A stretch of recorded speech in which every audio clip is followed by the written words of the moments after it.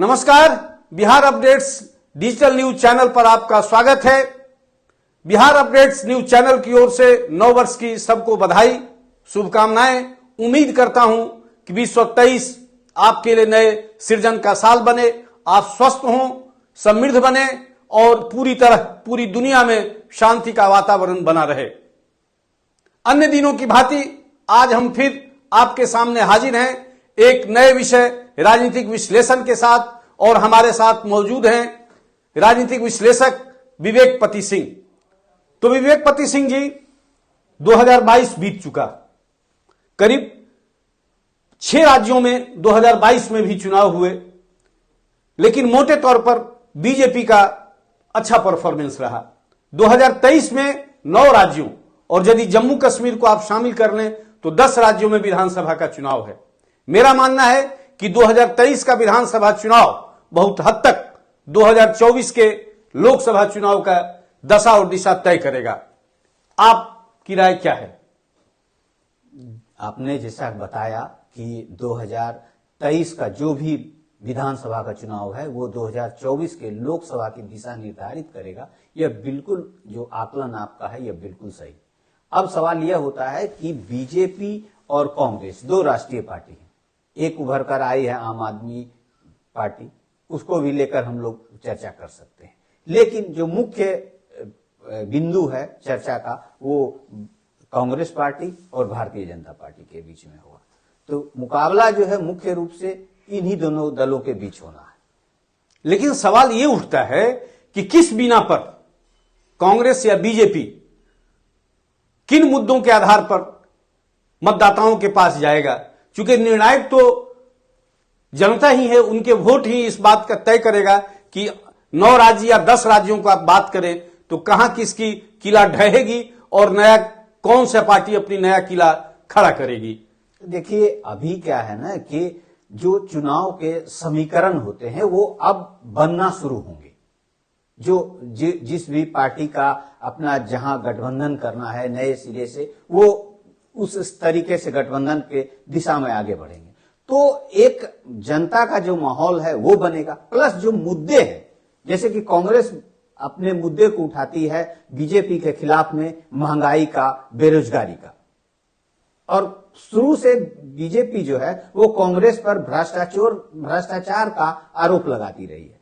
तो भ्रष्टाचार के आरोपों पर जो है वो कांग्रेस को, बीजेपी को घेरना मुश्किल है, इसलिए उसके पास 2 मुद्दे हैं। इन्हीं 2 मुद्दों पर जो है वो चुनाव होगा। अभी राहुल गांधी पूरे देश की यात्रा पर निकले थे, और उसके बाद जो परिणाम उनके आ रहे हैं और जिस तरह से लोगों का उनके प्रति कुछ रुझान बढ़ा है, तो निश्चित रूप से कहा जा सकता है कि एक ग्राफ जो है वो कांग्रेस का बढ़ता दिख रहा है अगले लोकसभा चुनाव के लिए, और इन विधानसभा चुनावों में भी उसका फर्क दिखेगा कुछ। लेकिन विवेक जी, कांग्रेस शासित 2 राज्य हैं जिसमें चुनाव होने जा रहे हैं इस साल के अंत तक, राजस्थान और छत्तीसगढ़।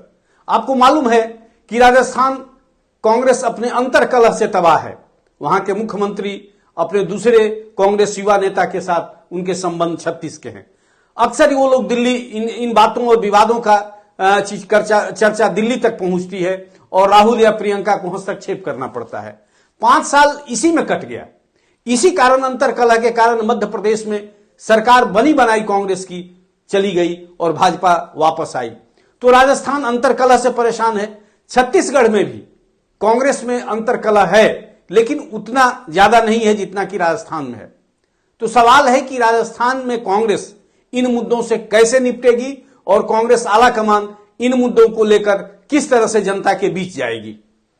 देखिए अभी पायलट और अशोक गहलोत बिल्कुल दोनों के बीच में एक तरह से कहें क्या कि प्रियंका गांधी ने एक सीज फायर जिसको कि कह सकते हैं कराया। लेकिन फिर क्या होता है ना क्या कि जैसे कि दबी हुई राख से फिर आग पैदा हो जाती है। शायद जो एक ऐसा इशू आ जाता है कि फिर वो दबी हुई राख की तरह फिर वो चिंगारी सुलग जाती है। तो आला कमान इसको दबाता है, फिर वो आपसी तालमेल उन लोगों का जो है वो खराब हो जाता है, और सामने फिर एक बार इस तरह की स्थितियां आ जाती है कि आला कमान फिर शामिल हो रहा है उसको बीच में पैचअप कराने में।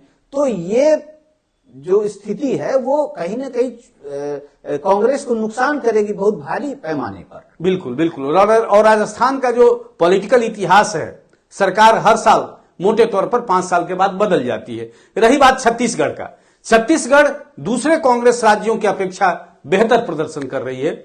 वहां के मुख्यमंत्री खुद जनता के बीच में जाते हैं, इधर पिछले कई महीनों से लगातार गांव का दौरा कर रहे हैं। मेरा मानना है कि छत्तीसगढ़ में शायद बेहतर परफॉर्मेंस करे, लेकिन राजस्थान में शंका है कि कांग्रेस शायद ही अपने किला को बचा पाए।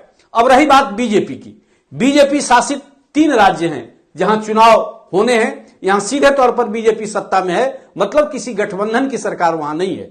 मसलन मध्य प्रदेश, कर्नाटक और त्रिपुरा। मध्य प्रदेश में पिछले चुनाव में जिस तरह से कांग्रेस कट टू कट मात्र 0.1% वोट शेयरिंग का अंतर था बीजेपी और कांग्रेस की अपेक्षा, लेकिन कांग्रेस के पास सदस्यों की संख्या ज्यादा थी, ज्यादा सीट मिली थी, सरकार उनकी बनी, लेकिन अंतर कलह के कारण चली गई। इस बार क्या है आप मानते हैं? खास करके कर्नाटक में चुनाव बड़ा दिलचस्प मोड़ पर है, क्योंकि वहां कई फैक्टर सब सामने आ रहे हैं और केंद्र सरकार लगातार उसको नियंत्रण करने में लगी हुई है। आप अपना क्या इस पर राय देना चाहेंगे? देखिए, मैं कर्नाटक के विषय में यही बोलूंगा कि जो सूचनाएं वहां से हम लोगों को मिलती है उसमें वहां पर बीजेपी का जो है कुछ जो है वो पलड़ा जो है वो नीचे की ओर दिखता है। तो बीजेपी को अन्य पार्टी के किसी गठबंधन में जाना होगा। अभी बीजेपी की इंडिपेंडेंट सरकार है, तो निश्चित रूप से इस तरह से वहां पर पार्टी को करना पड़ेगा, इस तरह के कार्यक्रम चलाने होंगे कि लोग उनसे और जुड़े। हालांकि बीजेपी हिंदुत्व के मुद्दे पर इसको लेकर आगे बढ़ती है, कई बार इस तरह की बातें भी कांग्रेस और अन्य दल लगाते रहे हैं, लेकिन जो चुनाव का वक्त आएगा उस समय क्या माहौल बनता है, किस तरह से बीजेपी के नेता वहां पर आक्रमणकारी जो कहें कि चुनावी आक्रमण जो है वो निर्धारित करते हैं, उन सब चीजों से आगे तय होगा। देश में पहला हिजाब का जो मसला उठा था वो भी कर्नाटक से ही उठा था। तो आपने सही कहा कि धार्मिक वातावरण में ये चुनाव शायद संभावित है और हिंदू कार्ड वहां खेलने के लिए बीजेपी पुरजोर कोशिश करेगी। तीसरा महत्वपूर्ण टॉपिक आज तेलंगाना का है। तेलंगाना में भी चुनाव है। तेलंगाना में टीआरएस की सरकार है, वहां चंद्रशेखर राव वहां के मुख्यमंत्री हैं। चंद्रशेखर राव अपने प्रदेश की सरकार बचाने के साथ साथ केंद्र की सत्ता में लौटना चाहते हैं और विरोधियों का एक बड़ा फेस बनना चाह रहे हैं। मतलब anti Congress, anti BJP, anti NDA, एक गठबंधन की सरकार जो विपक्ष सोच रही है, उसमें पहला नाम चंद्रशेखर का है, दूसरा नाम ममता बनर्जी का है और तीसरा हमारे मुख्यमंत्री नीतीश कुमार का है। अभी अलग बात है चंद्रशेखर कितने मजबूती से वहां विधानसभा में अपनी सत्ता को बचा पाते हैं, लेकिन केंद्र की सत्ता में वापस आने के लिए केंद्र में गैर बीजेपी सरकार गठन करने के मामले में पुरजोर कोशिश कर रहे हैं। आप क्या मानते हैं इस तरह से?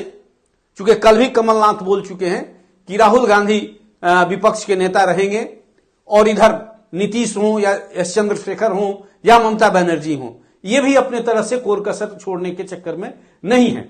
माने विपक्ष का चेहरा कौन बन सकता है इन तीनों में? आप अपनी राय दें।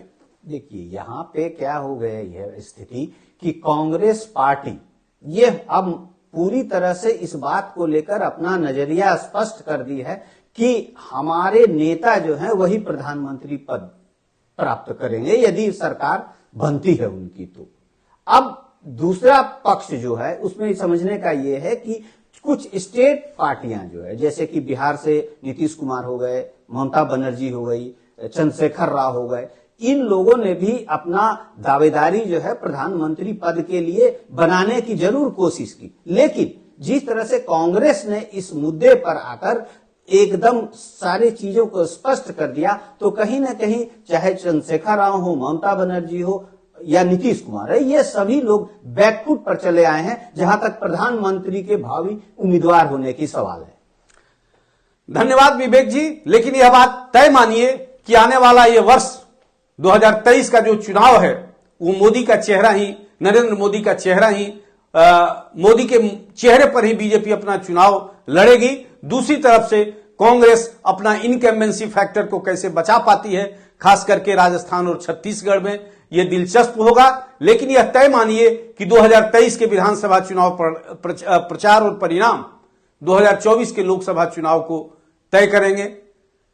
आज इसी मुद्दे के साथ हम अपना डिस्कशन समाप्त करते हैं। धन्यवाद।